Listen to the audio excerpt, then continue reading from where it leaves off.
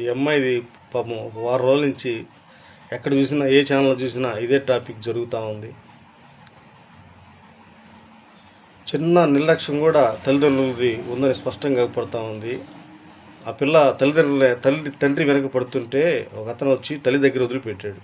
ఆ తల్లి సరే వెనక ఏడుస్తూ వెళ్తుంది కదా, కొంచెంసేపు ఓదారుద్దాం అనేసి ఆ బిడ్డని కానీ దగ్గర తీసుకొని కొంచెంసేపు ఓదార్చుంటే ఇవన్నీ జరుగుండేవి కాదు. ఇంకో బిడ్డని చంకన వేసుకొని అమ్మాయిని అక్కడే వదిలేసి పక్కకి వెళ్ళటం వల్ల కొంచెం నిర్లక్ష్యం కూడా ఉంది.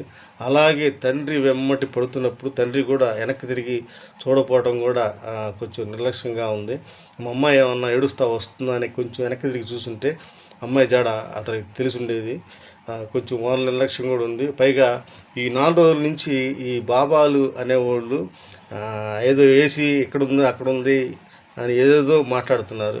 కరెక్ట్గా మీకు చెప్పాలి అనిపిస్తే, మీకు స్పష్టంగా దేవుడు అనేవాడు మీకు చెప్తున్నాడు అనుకుంటే కరెక్ట్గా చెప్పాలి. కానీ ఈ రకంగా వ్యాపారాలు చేసుకోవాలనేసి అక్కడుంది ఇక్కడుంది ఏదేదో బురిడి మాటలు చెప్పకండి. ప్రజల వల్ల మీరు దేవుళ్ళు అవుతున్నారు. మిమ్మల్ని గుడ్డిగా నమ్మి దేవుళ్ళని పాదాపి వందనాలు చేసి అవి చేసి పూజలు చేసి ఇవన్నీ మానుకోండి. ఏ కంప్యూటర్ యుగంలో ఉన్నాము.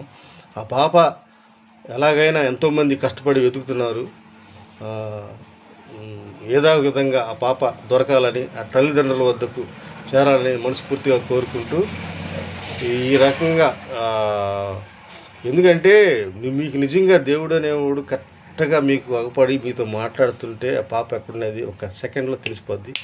ఇక నుంచి మీరు ఎక్కడ కూడా దేవుళ్ళలాగా ఒక పెద్ద జరగబోయే వాటి గురించి చెప్పే వేదాంతుల్లాగా ఉండకండి.